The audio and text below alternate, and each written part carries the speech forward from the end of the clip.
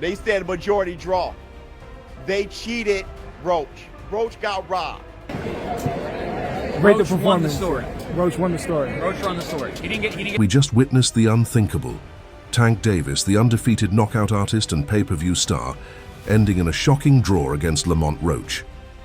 And not just any draw, a highly controversial one, marred by questionable officiating, fighter excuses, and outraged boxing fans wondering if this was one of the worst robberies in recent memory. Knockdown, I would win the majority decision. Honestly, I thought I should have won without that, but the rules do state if you voluntarily take a knee, then... First to react was Crawford, who hasn't hidden his dislike for Tank in recent days, and he wasn't about to let him off the hook.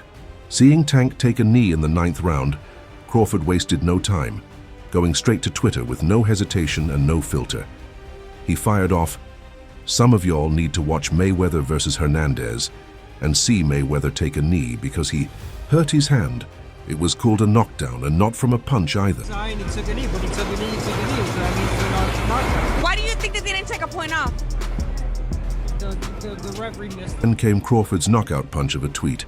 "I've never seen someone take a knee and it not be counted as a knockdown. Must have forgotten the rules tonight. They robbed that boy. It's crazy." And just when people thought he was done, he landed the final blow. Roach won, and that should have been called a knockdown. Let's see what happens. Crawford didn't just question the decision. He made it clear he believed Roach had done enough to win outright. And he wasn't alone. Backing him up was His Excellency Turki Al-Sheikh, the powerhouse behind some of boxing's biggest events. Turki didn't hold back, calling out the deeper issue that had fans fuming. Not just the result, but the fact that they had to pay $80 for a pay-per-view, only to be left disappointed. If you charge people $80 for PPV, you must give them a good card with good production, he declared. Translation: this event wasn't worth the money. And if Turkey is saying that, you know it's a problem. This is a man orchestrating mega events in Saudi Arabia, where fans expect top-tier boxing for their money. If he's suggesting that Tank isn't delivering anymore, that's a serious blow to Davis's reputation. Did his thing, but Gervonta Davis is the champ, and it takes, a lot to be able to beat the champ.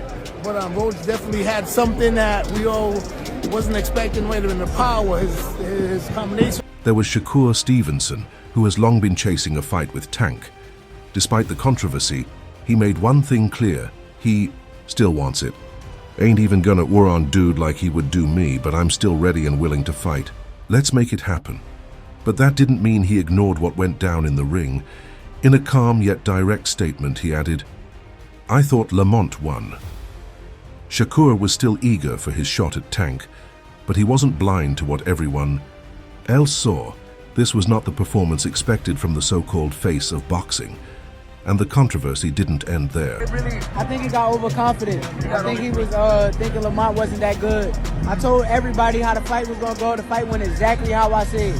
Exactly. After seeing this performance from Gervonta, do you believe your confidence has gone a little bit more up? My confidence been. And Garcia, boxing's social media king, wasted no time jumping in. And when Ryan speaks, people listen. Lamont won, that simple. No extra words, no hesitation.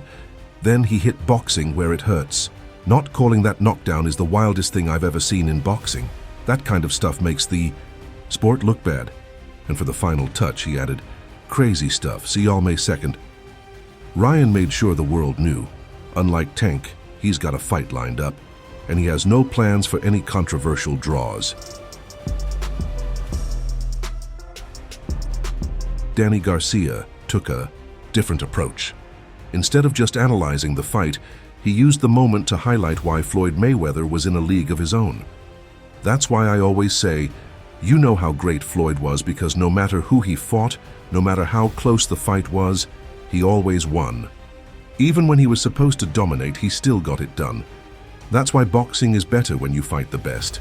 If you lose, at least it's to a fighter on your level, a dog like you. But if you lose to someone with a lesser name, or put on a performance like this when you were expected to win, it hurts. Maybe not to your diehard fans, but to the people who really know boxing, it definitely hurts your resume.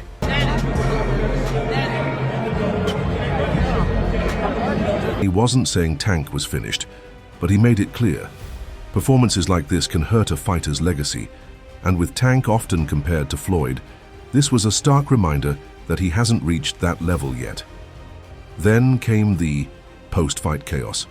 Frustrated by the crowd's reaction, Tank tried to explain himself. "When you're sweating and stuff like that, the grease got in my face and burned my eyes. Yo, why y'all booing like I'm talking nonsense?" But that did little to calm the crowd. If anything, it made things worse. Fans weren't looking for excuses about hair grease. They wanted accountability. You need to touch the canvas, blood, and it's through to a punch, or even if you hurt and you go down, that's a knockdown. That's what I know from the... On the other hand, carried himself like a man who believed he had won.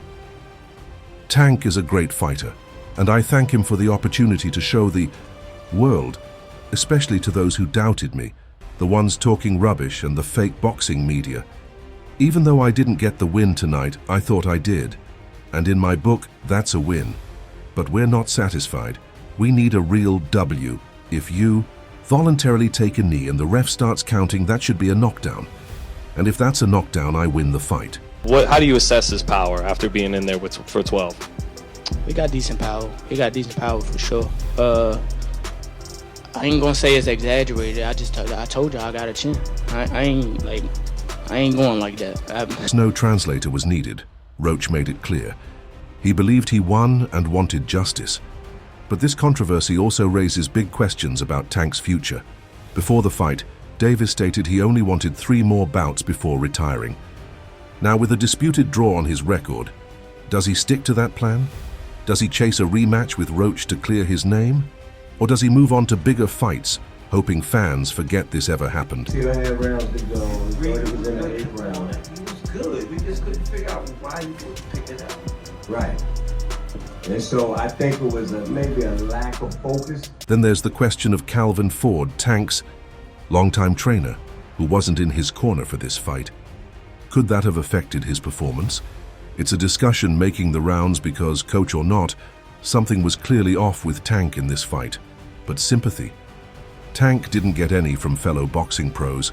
They were blunt. This wasn't a champion-level performance, and many felt Roach was the rightful winner. Over a spectacular fighter. I told y'all from the beginning, man, that I got the skills to pay the bills. I've been telling y'all that, and I'm just glad I got to show it, honestly. I'm glad I got to show it. I appreciate, like I said before, Didn't hold back, essentially dismissing Tank as an overrated fighter who's been carefully matched to protect his undefeated record.